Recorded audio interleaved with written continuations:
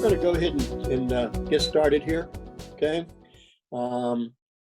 I had a couple questions that I want to go over before we take a look at this addendum for home inspection and removal of that addendum. And I want to talk about a few of the new laws this week.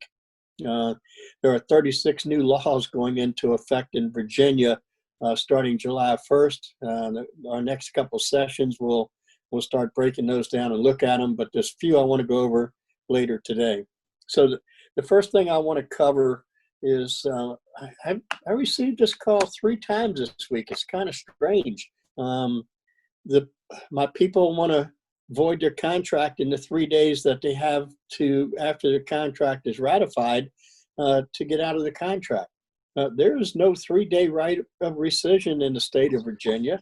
I even got this from my daughter who's buying a house in Lake Tahoe out in California, vacation home. She said her 3 days. I said, where does it say that? I've read New York has it. New York has it, I think. Yeah, so. but we're not in New York. We're in Virginia.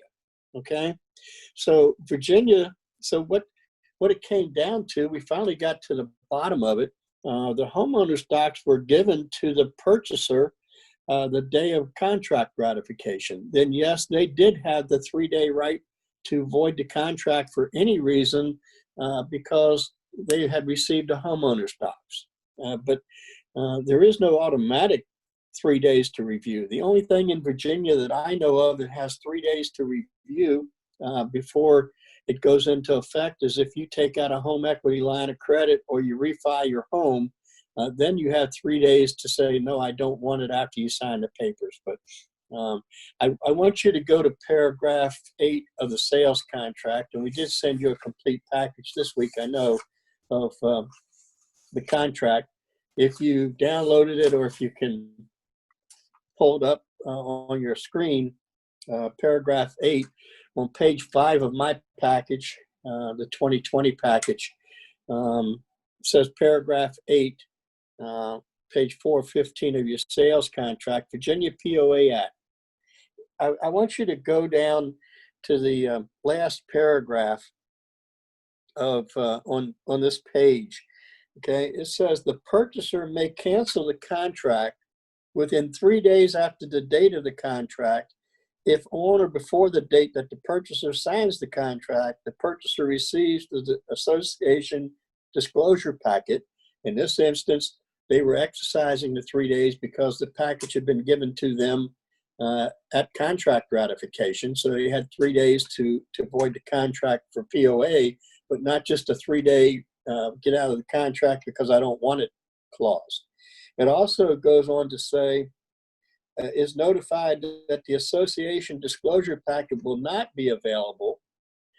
So if there's not a package available, you get a notice from, which means in writing that there is no package. Your purchaser has 3 days from that point of notification of non-availability to void their contract, not all the way up to settlement, okay? Or if they receive an incomplete package. We discussed this many times. You may not get all 19 items. And if you don't, it doesn't matter what you receive, your time is started. Now, there's another little paragraph in our statute that people, I keep hearing, we haven't sent the documents yet. They don't have the right to cancel. Yes, they do. If you go to the next page, okay, and you look at the last sentence of the first paragraph at the top, the purchaser may also cancel the contract at any time prior to settlement if the purchaser has not been notified that the association disclosure packet will not be available. So they didn't receive that written notice that there is no package, okay? And the association disclosure packet is not delivered to the purchaser. So up until the time the purchaser gets the package or a notice that there was no package available, then you have the right to void the contract. I mean, it only makes sense. If I had to wait for the seller to deliver me the package and they never deliver me the package, I have to settle. It just doesn't make any sense. So it's in our statute. It's in our contract. They have the right at any time to void the contract till they receive the package. So therefore, if you know the property is going to sell, order the package up front, give it to them when they get it. If they're going to void, have them void in the first 3 days. Okay, you get the house back on the market. So I hope that answers that question. And like I say, I've had that question several times in the last 2 weeks. So it's anybody have a question about that? Yeah, I have a question. Somebody, I mean, say, not from our own, it was like on this basis, if you haven't received the documents, you have right to cancel contract anytime. And Correct. you can use this contingency that you are voiding the contract on the basis of, it's not about receiving or not receiving, but No. on the contingency of homeowners association documents. Without even giving proof or anything, you just send a, so then the 3 days, like after writing the contract, 3 days or any days until we have received the contract, can we cancel the contract on the basis of homeowners association contingency? Yes, unless they received a notice that there would not be any documents available. So if you receive a notice that there's no documents available, your 3 days start. But if you haven't received that, then all the way up until the time you receive the documents, you have the right to void. That's why you want to have the documents ready right up front to hand to people. Get it over with right up front, rather than, I've heard agents say, well, you've got to wait till we get the documents. So you're going to make your seller wait 30 days to put their house back on the market? It doesn't make any sense. So get the documents, get them to the people right away, move forward. Okay? Yeah, but still what I'm asking you is, it's not about the documents, but on the condition of the homeowners association contingency, homeowners association document, you can void the contract anytime before you have received, like say you have received 8 days after, until you have received, no notice, nothing. Just until you receive those documents, the purchaser has the right to void the contract, get their money back, move on, get over it. They don't have to give a reason why they're bailing out. It's an automatic right. Yeah, then anyone can cancel the contract within 3 days of writing the offer also, right? That's what our law says. That's what our law says. Okay. So the language in this paragraph just automatically follows our statute. Okay. Now, I want to go to paragraph 10 of the sales contract, property maintenance and condition. We're going to talk about home inspections. I get a lot of questions about this home inspection thing and voiding, etc. So that was what I want to concentrate a little bit on today. So if you look at paragraph 10 of your sales contract, okay, except as otherwise specified herein, seller will deliver property free and clear of trash and debris, broom clean, and in substantially the same physical condition to be determined as of date of offer, date of home inspection, or other. Now, this is not an as-is contract. As much as I hear it is, it's as-is except otherwise specified herein. So if you will go to page 33 of the package, if you downloaded it, if not, find it on your screen, paragraph 33, or page 33, I'm sorry, contingencies and clauses. I'll give everyone a second to get there. It's page 33 in my package. It'd be 32 or 33, depending on which package you have. Okay. Clauses, contingency and clauses, 2B on this page, as is property condition. I hope you found it. The following terms in this contract are hereby amended. Check all that apply. Any one of these that you check and that crosshair is initialed by all parties, that's one of those otherwise herein contained that doesn't come as is. So you can remove the clause property free and clear of trash and debris. You can remove smoke detectors or termites, wood destroying insects.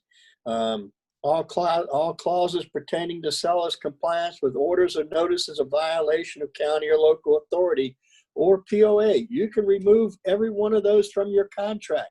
Then you truly have an as-is contract, okay? So those clauses are otherwise contained herein that aren't as is unless you make them as is. And quite often I will see people write a clause, this is as is contract. Well, what does that mean? Don't write an as is contract. Go to this paragraph, pull these clauses out, okay? Especially the last two, compliance with all orders and notices of violation or requirements of seller to comply with POA. If you would go to paragraph 20 of the sales contract for a second, it's called title on page 10, okay? At the very bottom, the last paragraph, halfway through it, it starts out with, unless otherwise agreed to in writing, seller will pay any special assessments and will comply with all orders or notices of violations of any county or local authority, condo unit owners association, etc. So when you use that contingencies and clauses paragraph, at that point, you are removing paragraph 20 protections. Otherwise, they're still in the contract even when you say you're buying the property as is. So realize that a lot of this stuff is still in there. So back to paragraph 10, okay? It's substantially the same condition as of the date of offer. Whatever condition the property is in, the date of offer, which is the first paragraph on your sales contract. Remember that is on page 1 of your contract. It says date of offer with quotation marks. That is a definition. So date of offer is what's in that first blank in that first paragraph, not the date the contract is ratified, okay? Or date of home inspection or other. Don't ever use other in Virginia unless they're going to tear the house down, okay? So we're going to look at the home inspection addendum here in a second. Also contained here in paragraph 10 is a little missed item quite often. Seller will have all utilities in service through settlement or as otherwise agreed. They have to leave the utilities on. They can't turn them off.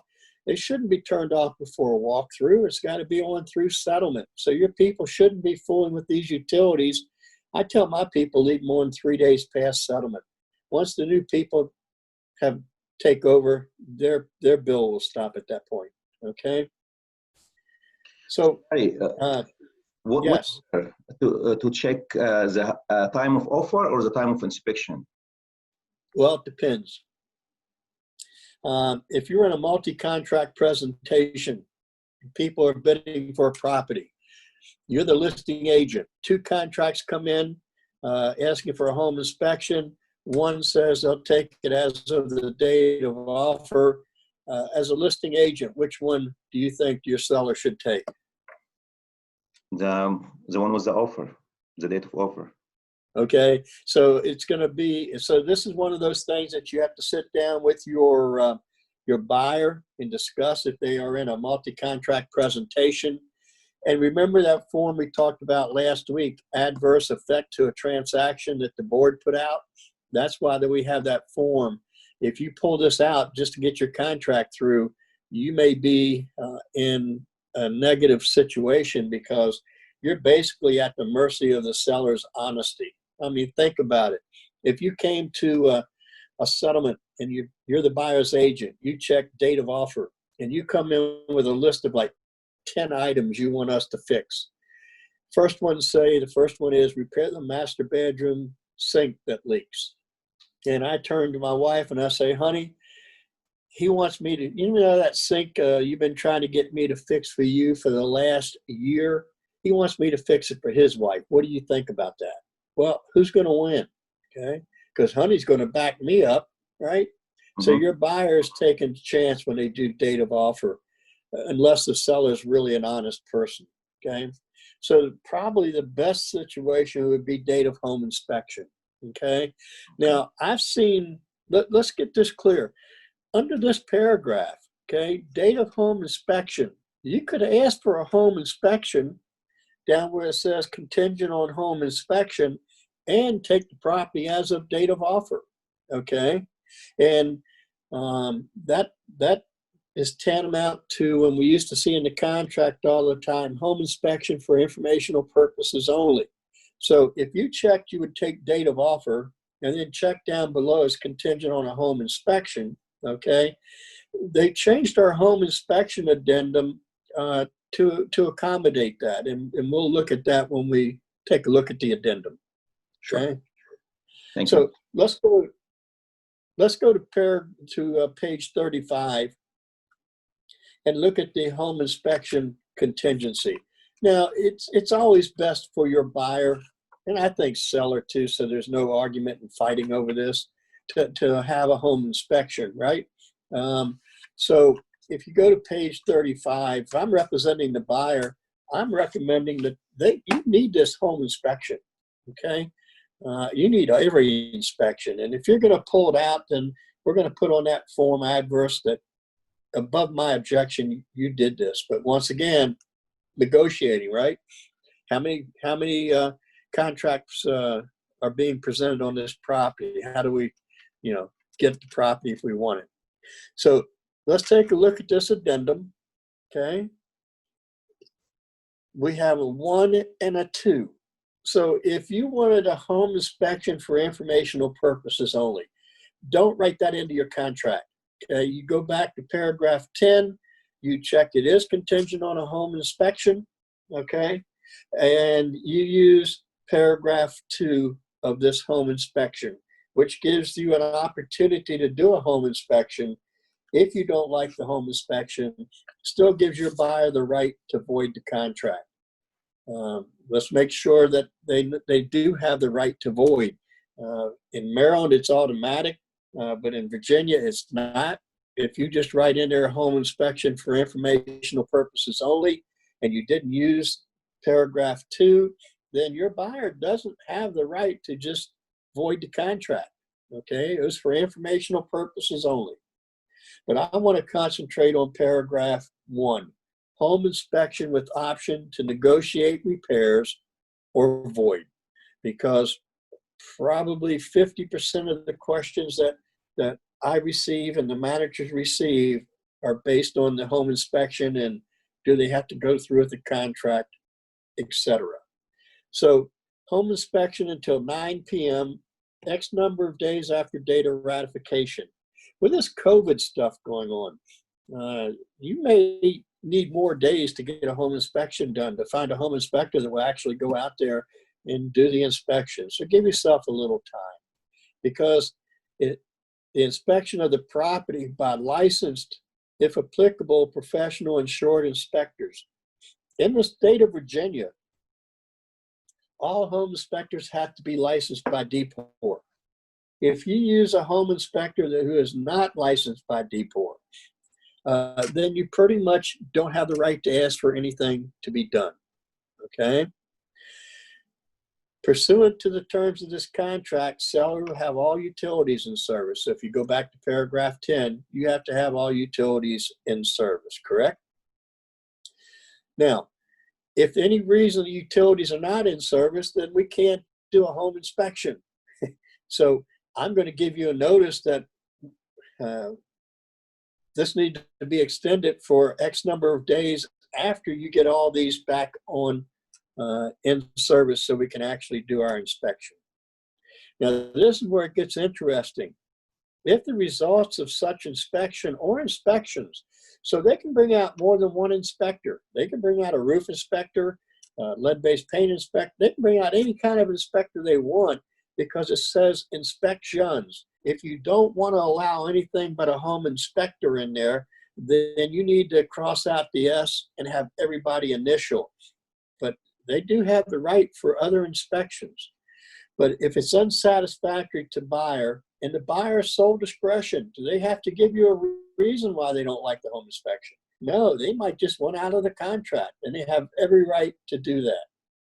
buyer shall deliver to seller prior to home inspection deadline. Now, remember those capital letters in deliver, paragraph 6. Technically, it has to go from the seller to the buyer at whatever address is in that contract. So I send it to both the agent and whoever's in that paragraph. Now, by the deadline, they have to do one of two things. One, send an entire copy of the reports, and a written addendum listing the specific existing deficiencies of the property that buyer would like seller to remedy, together with buyer's proposed remedies. And see addendum, okay? So I want you to go to page 38 of the package. It should say inspection contingency removal addendum. And you'll see a number up in the right beside it. This addendum can be used more than one time to remove different contingencies. So if you're removing the home inspection, that would be number 1. Then you might remove the well, which would be addendum number 2. So you can use it for multiple inspections, which is something they changed in the form that I really, really like. Now, buyer agrees to remove the following checked inspection upon seller's agreement to remedy the specific existing deficiencies listed below, together with the buyer's proposed remedies. When you are filling this out, you need to list the deficiency and what they want done. It's not good enough to say, see home inspection report. It's not good enough to just say, replace refrigerator and kitchen, repair electric socket, etc. Spell out how you want it done. And some people say, well, I need to use more than one addendum. Well, then number 1, continued on another page. You've got to list them out. We had a case where I was dealing with an attorney, and the home inspection addendum came in, and it said, see home inspection addendum. That's all it said. And the attorney said, Larry, show me this report. Have I seen it? Yes. She signed it, sent it back. At settlement, she hadn't fixed a thing. And the buyer's agent had this long list. And she said, what's this list? And they said, things you didn't fix. And she said, Larry, did I see the report? Yes. That's all they asked her to do. They did not ask her to fix anything. The buyer's agent had to pay for everything because they were lazy. They spell it out. You have to spell it out. Another one, replace refrigerator and kitchen. So I'm driving home with my pickup truck, and Johanna put one out at the curb. I picked it up, brought it home, put it in my kitchen, took the old one out, put it back in front of Johanna's house. She has pickup called for. You come and do your inspection. You say, well, you did replace the refrigerator. I said, yes, I did.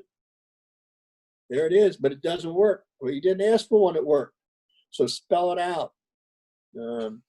Another one said, electric socket in master bedroom does not work. They didn't ask them to fix it.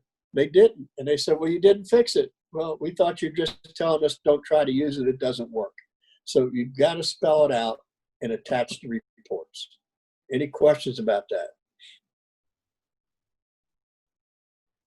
Okay. Well, I want you to pay special attention to the bottom of this addendum. I have a question, if you have a minute. Okay. What's the normal days do you use? Like, do you give them like 10 days? Well, in a normal situation, I ask for 10 days, so we can get a good home inspector and not just any home inspector. So what you're really facing with now, the people that you work with normally, are they available? Will they go out there and this COVID stuff? Because some still aren't working. Okay.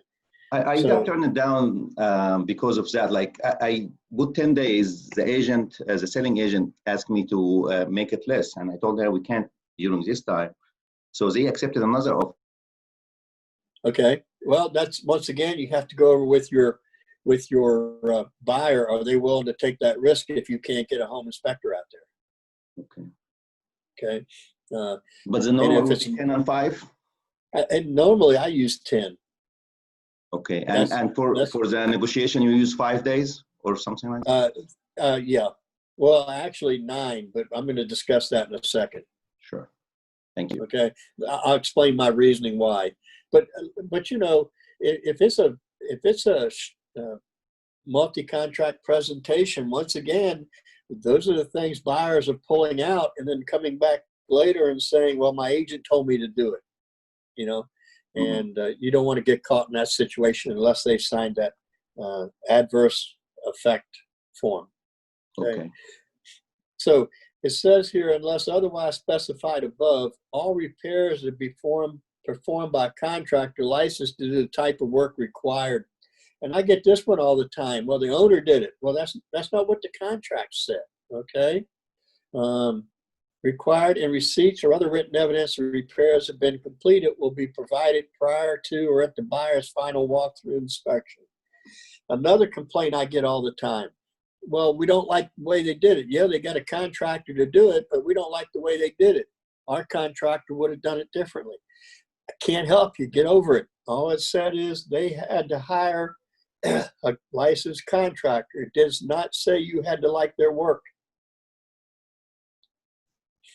If you want to make sure the work is done the way you want, you get some kind of a credit to hire your own inspectors, or right in there that, you know, I mean, owning contractors, or right in the contract, your contractors will do the work and the seller will be responsible for the money up to X amount of dollars or whatever. But be aware, these are some of the problems, okay? And when does this walkthrough have to, when does all this work have to be done? Well, it has to be completed prior to the final walkthrough. And in paragraph 11, how many days do we have to do our final walkthrough? Well, it says final walkthroughs for 7 days. So I alter my contract a little bit and say all the work has to be done 8 days prior to settlement so that we can get out there and inspect it. But once again, if it's a multi-contract presentation, you might not have that luxury. One of the agent, I asked for like walkthrough 8 days prior to the closing. She clearly said, no, we will have only one walkthrough. That's it. Well, there is no rule as such. I mean, I don't know whether they know it or not. And she's an NVR. She's in board also or something, but she didn't allow us. Okay, well, then she should have altered paragraph 11. So if you go to paragraph 11 of your sales contract for a second, access to property, okay? It specifically says, buyer and or buyer's representative will have the right to make walk-through inspections within 7 days prior to settlement. Not one, walk-through inspections, unless otherwise agreed to by buyer and seller. So if you want to limit it to one walkthrough on the day before settlement, then you need to change paragraph 11. Buyers and sellers agreed to this. Now, this argument's been going on forever and ever between agents. They said, the old contract said final walkthrough, okay? And they thought that meant only one walkthrough. It didn't. So they changed the language in our contract to say walkthrough inspections. It may require more than one inspection, you know? So, but it's a matter of negotiation once again. Yes. So where would you add these 8 days, Larry? The 8 days before? I would do it on the home inspection addendum, down where it says it has to be done by the final walkthrough. I would say 8 days. Cross that out and put 8 days. I mean, if it's not a multi-contract presentation, if it is, then you could have a problem. And look, here's the situation. When do most agents do the final walkthrough, or the walkthrough period? Last day. On the last day. So if you find items wrong with the property, okay, and you're going to ask for a credit from the seller, can your title company add that to the closing disclosure and everybody's happy and we go home? No, that has to go back to the lender. The lender prepares the CD. I don't know if everybody knows that, but the lender has to approve it. And now you got to get back to the underwriter get the underwriter to approve this money that you've come up with on the last day to add to the sheet. And if I'm the underwriter and you're asking for a bunch of money for things you found wrong with the home, what am I going to say? I'm probably going to say, I need to get my people back out there and look at this house. This might not meet our guidelines. So at least if we get out there 8 days before, then we have a chance to find out how much it's going to cost, try to negotiate with everybody, see if the lender will allow it to be added to the disclosure sheet or come up with some solution.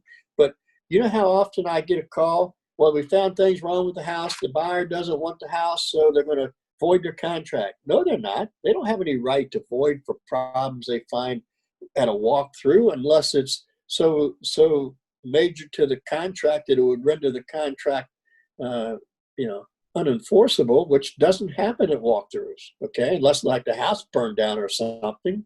So I like to be able to take care of problems up front, and that's best case situation. But you might run across the agents that say, no, this is what it is. Well, then go back and change paragraph 11 right up front, so we're not arguing. There will be one walkthrough, okay? But the language in the contract that buyer and seller agree to gives us the right, but that doesn't mean everybody's going to agree with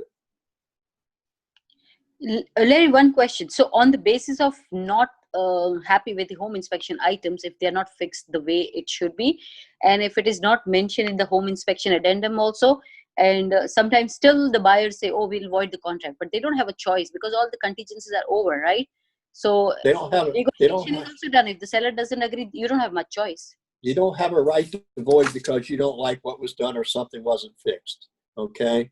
Paragraph 8 of our sales contract says, if the buyer fails to disclose, to settle for any reason other than a default by the seller, and the fact that they didn't fix something isn't a default unless it renders the contract unenforceable, which doesn't happen for walkthrough items, then your purchase is going to be in default. There's nothing that gives them the right to void.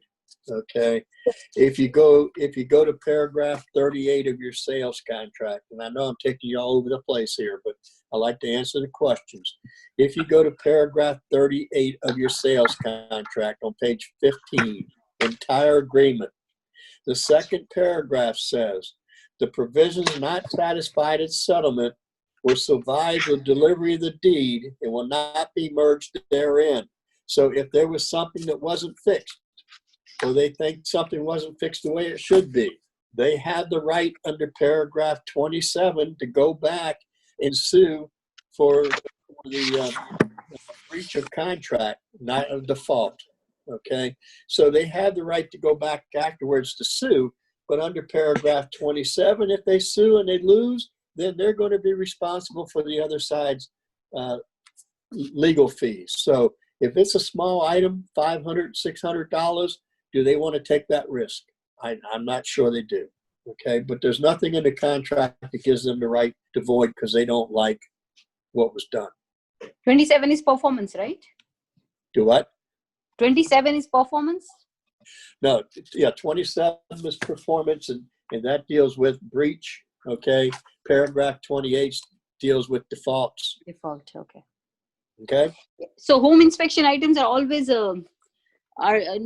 buyers will never be happy most of the time. Well, they're never happy because the way they can be happy is ask for a credit that the lender will allow up front, and they choose who the inspectors will be. And that's the number one reason to get a credit, is that gives your party the right to, to go ahead and choose who's going to do the work.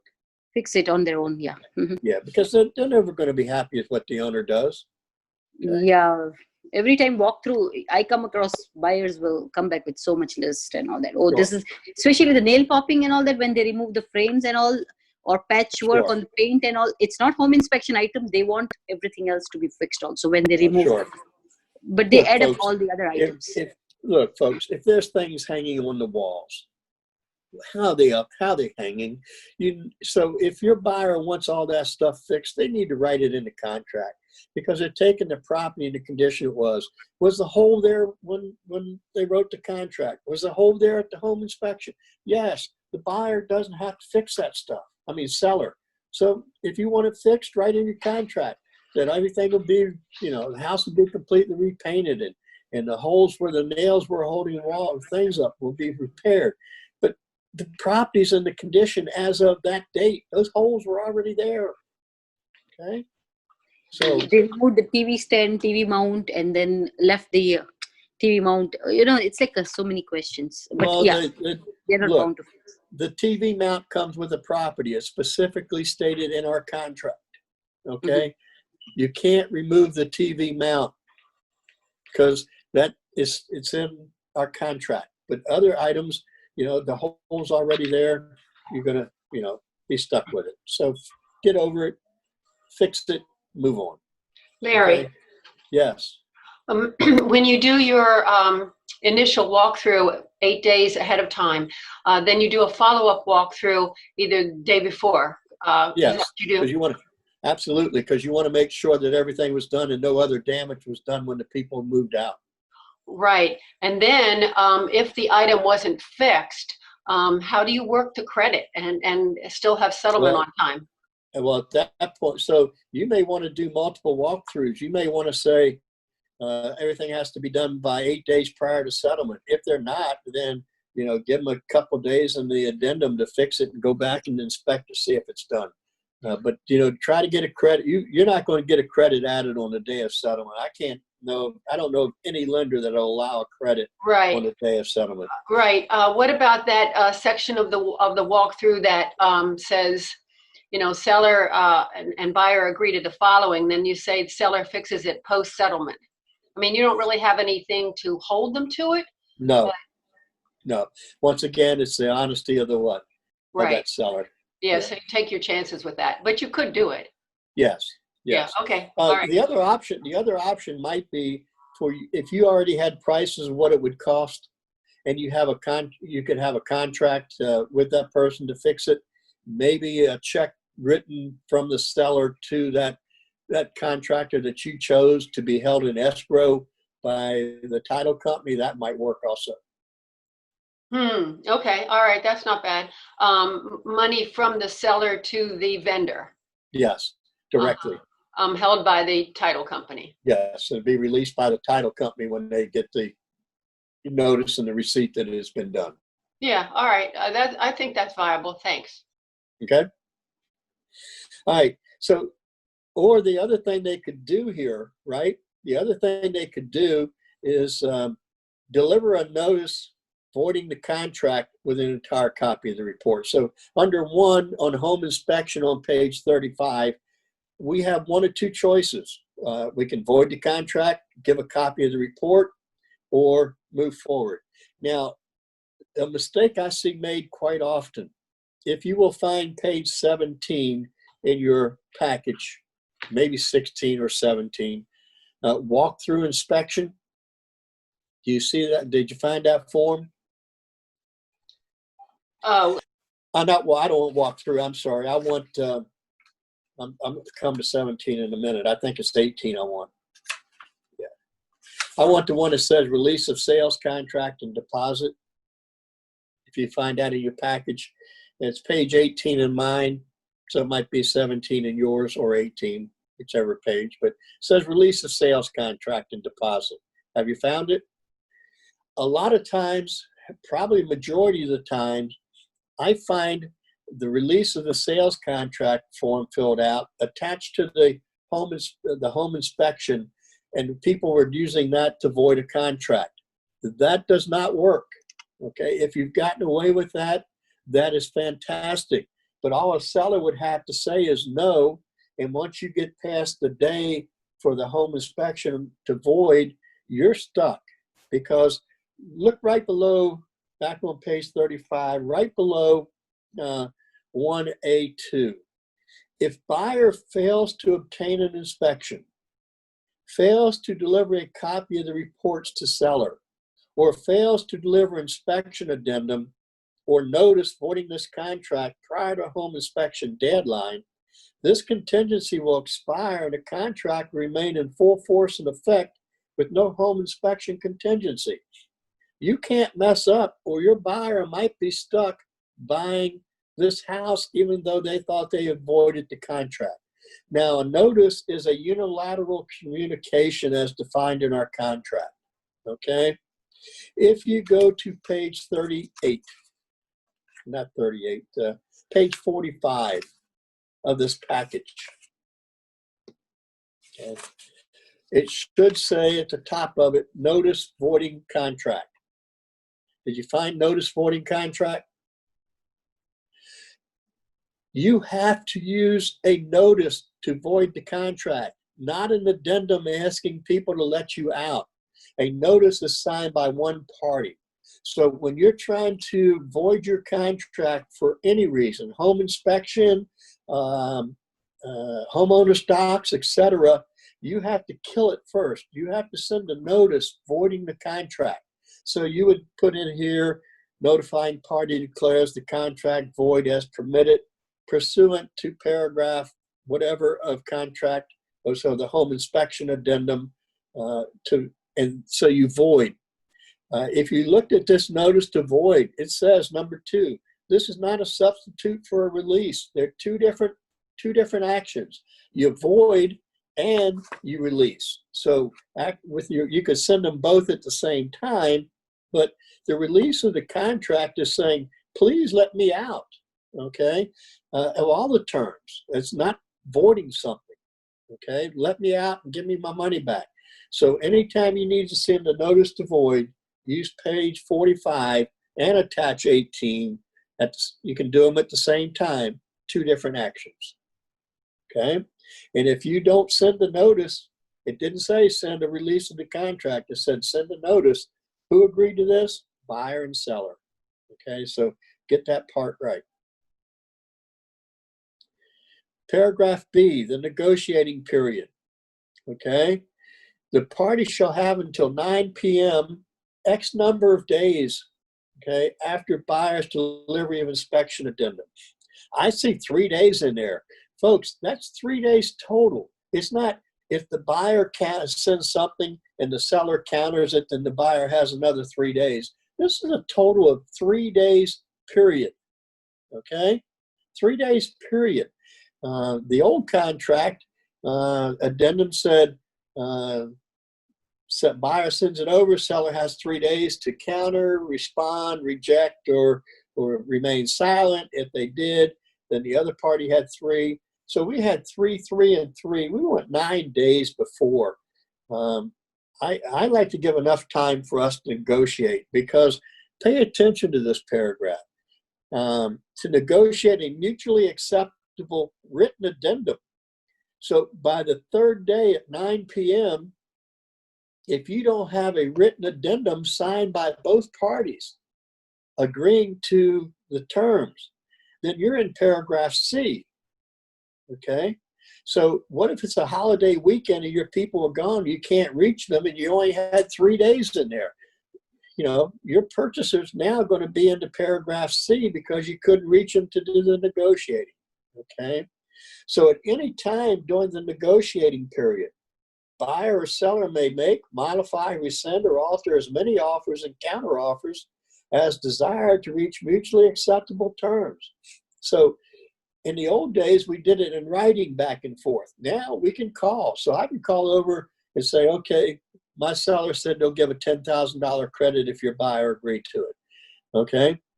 But before you get back to me, I call back and say, well, now they changed to $5,000. Well, since we didn't have a written addendum, they can change. We can do things back and forth until we get that written addendum. Now, I've always maintained that 3 days meant 3 days, and it was over if that's what you put. We had some other people think otherwise. So look at the language they put, the last sentence they put in this negotiating period. Otherwise, all offers and counteroffers terminate.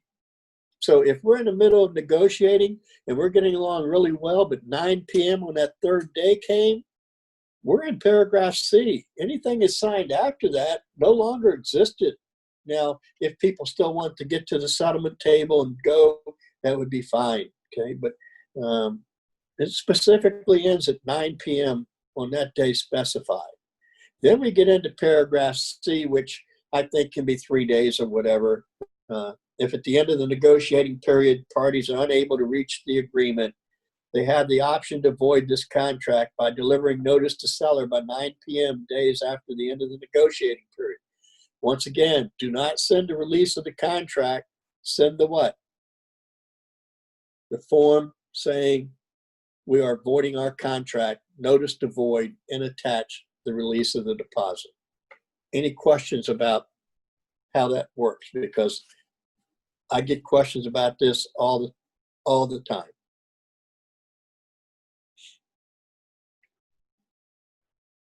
Everybody all right with it?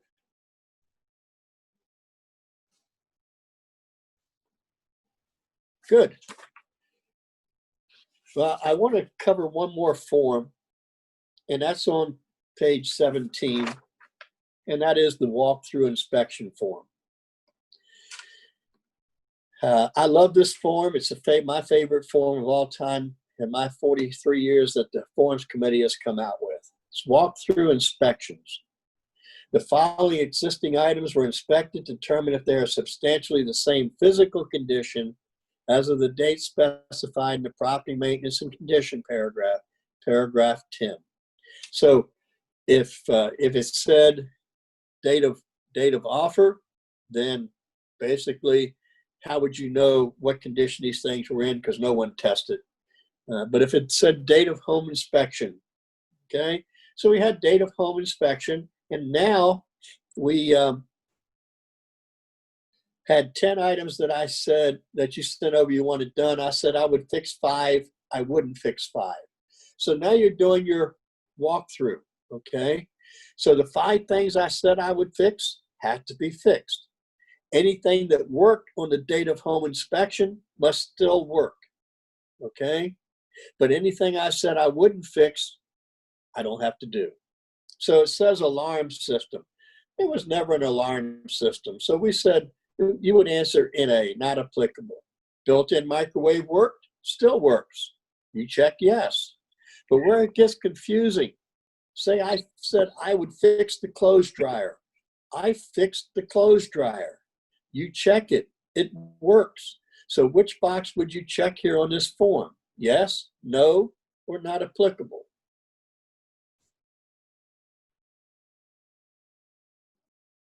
Well, you'd have to check no, because it's not substantially the same. It's not still broken, okay? And this gets answered wrong all the time. This walkthrough form isn't yes, it works, or no, it doesn't. Is it in the same condition it was in as of the date that you checked? Now, I said I would not fix the washer. I did not fix it. You check it. It doesn't work, okay? Which box would you check? Yes, no, or same condition? Well, I would say, yes, it's still broken. But majority of the agents check, no, it's not working. It's not what the form says, okay? So people get so confused with this that I see these things come in on our listings where they're blank and it just remarks say everything was fine, okay? So, and it was noted, you can ask for money, etc. This form has been around for some time.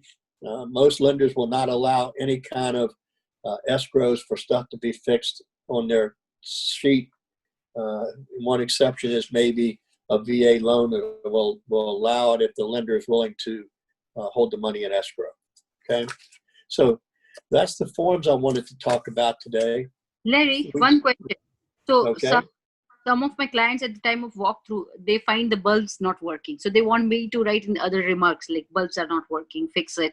It's like small things apart from home inspection, whatever is there. They just want to check everything, and if it's not working, they want it to be on the writing. If they don't have any proof in the home, if they didn't have any proof in the home inspection that it was working, if the home inspector didn't list it, then I don't think the owner has to fix it. Okay, because how do you prove it wasn't working on the date of home inspection if it wasn't listed.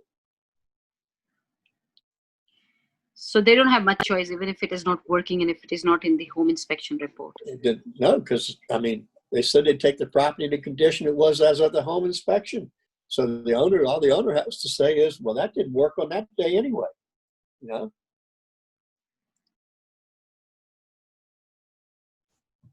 Okay. Now, you don't have a list of these new laws. We will have them for you in a later session, but we have some new laws coming out. I just want to briefly cover these. Listen to me. We're going to go over them all again several times in June. But the first one is cell phones. It will now be illegal in the state of Virginia as of January 1. So this one has a later effect to talk on a handheld device, period. Okay, while you're driving. So you're going to have to be hands-free starting January 1, giving a little time for this to kick in. When it comes to the common interest communities, the 3-day right of rescission, okay, in the state of Virginia, beginning July 1st, you can negotiate an additional 4 days to review the documents after they receive them. But it would have to be written in the sales contract asking for additional days up to 4. Okay? Does not allow you to subtract days. They have to have the 3, but you could write it into your contract that they have up to 7 days to review. You could even have an amendment afterwards. All right? In fair housing, we are going to have 4 new protected categories in the state of Virginia for fair housing. Source of funds. Source of funds. You will no longer be able to reject someone because they are Section 8, as we call it. The caveat to that, the owner would have to have more than a 10% interest in it, 5 or more properties. Okay? This is for rental? For rentals. So you have to allow Section 8, like Maryland? You would have to allow Section 8 if the owner owns at least a 10% interest in 5 or more properties. If I only own 4, no. Okay? If I own 5 or at least a 10% interest in more than 4, then yes. Also, if it takes more than 15 days for them to get approved for the source of funds, then you wouldn't have to do it. We're going to cover this in deeper details, but I just want you to start getting ready for it. Sexual orientation and gender identity are added as protected categories in Virginia.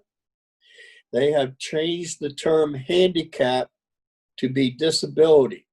So now the protected categories for Virginia fair housing will be race, color, religion, national origin, sex, elderliness, familial status, disability, source of funds, sexual orientation, gender identity, and the last one they are adding, and a status as a veteran. You will not be able to discriminate against a veteran in the state of Virginia. Okay? So this is all coming up July 1st. One more I want to share with you, and we're going to go through all of these as we go later, is the Residential Property Disclosure Act. You've heard me preach this about I'm not telling you ones and the 5 ones that the seller does have to tell. The bill now will require a form signed by your buyer acknowledging that the buyer has been advised of the disclosures listed in the Residential Property Disclosure Statement located on the Virginia Real Estate Board website. So you're going to need to actually go over this stuff with the people. They will acknowledge on the form that you have gone over it with them, okay? And the stormwater detention facilities, which is one of the ones I'm not going to tell you, now will be one of the mandatory. So there will be 6 mandatory ones that the seller must disclose in Virginia if they know they have it. They are also adding to the Virginia Residential Disclosure Act, lead pipes, marine clay, radon gas, residential building energy analysis, and dams. So there will be some additional categories. We will go over all this as we get back to it in other sessions. Now, one more, and listen to this one, kickbacks and overpayments.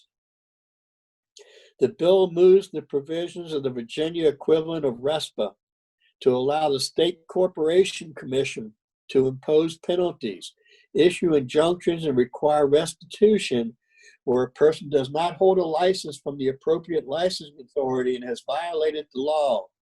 Okay, the penalties, civil penalties, are not more than $5,000 per violation, and authorize the recovery of costs and reasonable expenses of attorney fees. So be careful about how you give people referral fees if they're not licensed for sending you business. It could result now in a State Corporation Commission going after people and a $5,000 fine. We will go over these laws because there's 36 of them. We will start going over them in next week's session, which will be next Wednesday at 11 o'clock. Any questions anybody has of what we've covered today? Try to hold these to around an hour. Yes, Larry, sir. regarding the home inspection addendum, for radon, will you do radon inspection for any house, or you only do it for the ones with the basement has no out, like a window or something?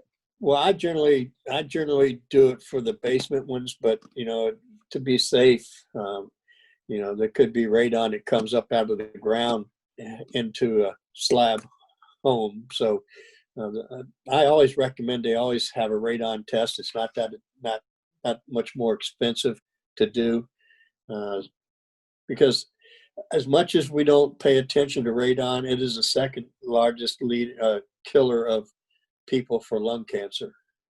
So I recommend they do it in every house, but we generally only do it in houses with basements. Would you do it for a townhouse if it has a basement, like, or Yes. a lower level? Yes, I would. Okay. Thank you. And once again, that might be something that in a multi-contract presentation that you would probably remove. And that's why I love that new form, adverse situations for buyers when they remove stuff. Mm-hmm. And that's just something we keep in our file to protect us. It's not part of the contract. Okay, and if you don't want to do it, you just leave it blank and it will be fine? Yes, yeah, you just leave it blank. Okay, thank you. Okay. Any other questions? Johanna, if you can hear me, anything else you want covered? She may not be able to hear me. Oh, Larry, I have a Yes. question. Can Okay. I list or represent a clients in Central Virginia? Yes. Yeah, you can do it anywhere in Virginia. It's just that some of the agents in Central Virginia might be using a different MLS than you are, or provider. So you just need to make sure that people have access to the listings. Oh, okay. Okay. So I will just list at the same place and Yeah, I think even Charlottesville and all of them now are using a Bright. But like if you went down to the Eastern Shore or go down to Virginia Beach, they have an entirely different system, Range. So the one find thing, out where they list. Oh, Yeah. okay. Oh, okay. So you just want to see where you make sure that the listing would be in the MLS. Okay. Okay. Thank Okay. you. Thanks. Any other questions? Well, great. I appreciate everybody signing on and being with us today, and spread the word to other agents.